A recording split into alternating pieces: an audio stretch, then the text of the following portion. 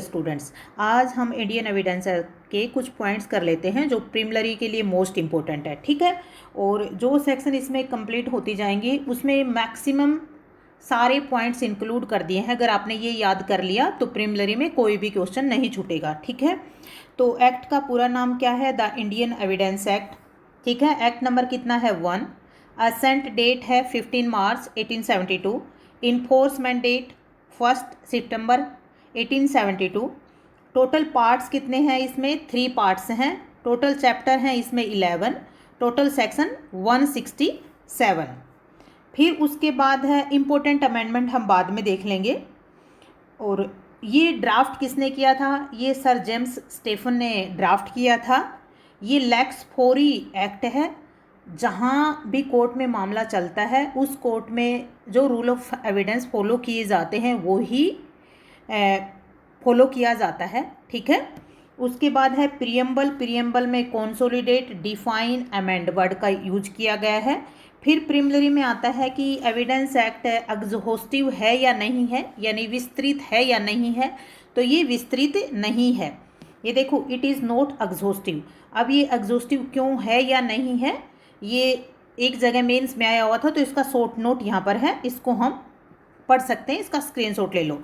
उसके बाद evidence act कैसी लॉ है? ये एक एडजेक्टिव लॉ है, प्रोसीजरल लॉ है। ठीक है, अब नेक्स्ट पॉइंट है role of law of evidence in criminal and civil cases. तो ये मेंस का शॉर्ट नोट आता है, प्रीलिमिनरी में नहीं आता है, लेकिन फिर भी हमें ये पता हो सिविल में और क्रिमिनल में जनरली तो सेम ही होता है, लेकिन कुछ ऐसे पॉइंट्स हैं, कुछ ऐसी सेक्शन हैं जो केवल क्रिमिनल पर लागू होती हैं, जो केवल सिविल पर लागू होती हैं। ठीक है, फिर उसके बाद मोड ऑफ प्रूविंग है कि जैसे सिविल में जो भी एविडेंस देते हैं तो कितना अनफ होता है, क्रिमिनल में जब एविडेंस देते हैं तो कैसे प्रूव किया जाता है कि बियॉन्ड ए रीजनेबल डाउट अगर होगा तभी उसको प्रूव माना जाएगा।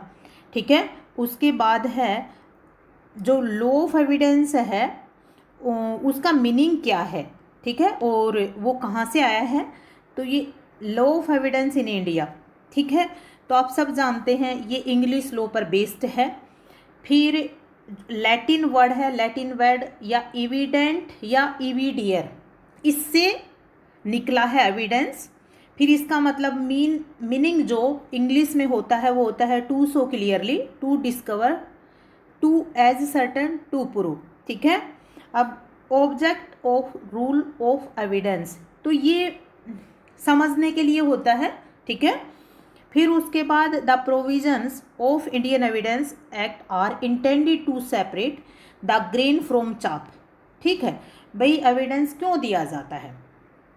ठीक है भाई, सारे जितने भी फैक्ट हैं उन रेलिवेंट फैक्ट में इम्पोर्टेंट क्या है कि सच्चाई को बाहर लाना। ठीक है, तो ये इसका ऑब्जेक्ट होता है। और फिर इसके मेन प्रिंसिपल्स क्या है? देखो, ये प्रीलिमिनरी में आ जाता है मेन प्रिंसिपल वाला, मेंस में तो इम्पोर्टेंट है ही, बाकी प्रीलिमिनरी में ये पॉइंट तीनों की तीनों। Evidence must be confined to matter in issue. ठीक है, उसके बाद hearsay evidence must not be admitted. फिर उसके बाद the best evidence must be given in all cases. ये 3 प्रिंसिपल एविडेंस लॉ के हैं, हमें याद रखने चाहिए। फिर उसके बाद है ये प्रीलिमिनरी में पॉइंट आता है evidence act is based on the English law of evidence. ठीक है, इसमें 3 पार्ट होते हैं, वो हमने पहले देख लिया था। फिर ये पार्ट में कहाँ से कहाँ तक सेक्शंस हैं और कितने चैप्टर्स एक पार्ट में हैं, दूसरे में कितने हैं, तीसरे में कितने हैं। ठीक है, वो प्रीलिमिनरी के लिए आपको याद करने होंगे, बेरेक्ट से याद कर लो, चाहे यहाँ से रिवीजन कर लो। ठीक है, फिर उसके बाद अब जहाँ पर प्रीलिमिनरी चैप्टर जो पहला चैप्टर आता है, ठीक है, उसमें सेक्शन 1 क्या कहती है?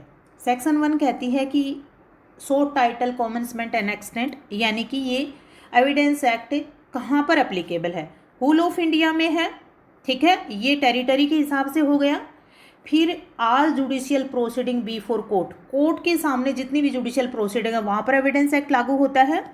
फिर उसके बाद जो कोर्ट मार्शल की प्रोसीडिंग होती हैं उन पे लागू होता है, लेकिन कुछ कोर्ट मार्शल की प्रोसीडिंग्स हैं कुछ एक्ट में, वहाँ पर लागू नहीं होता है। तो ये अदर देन, ठीक है, other than the army, the naval discipline, the Indian navy, the air force act, ठीक है, क्योंकि ये एक्ट है ना बिफोर इंडिपेंडेंस के एक्ट हैं, इसलिए इन पर लागू नहीं होता है। फिर उसके बाद क्लियर कट कहा है कि कहाँ पर लागू नहीं होता है, इट डज नॉट अप्लाई, ठीक, ये एफिडेविट पर अप्लाई नहीं होता है, प्रोसीडिंग बिफोर आर्बिट्रेटर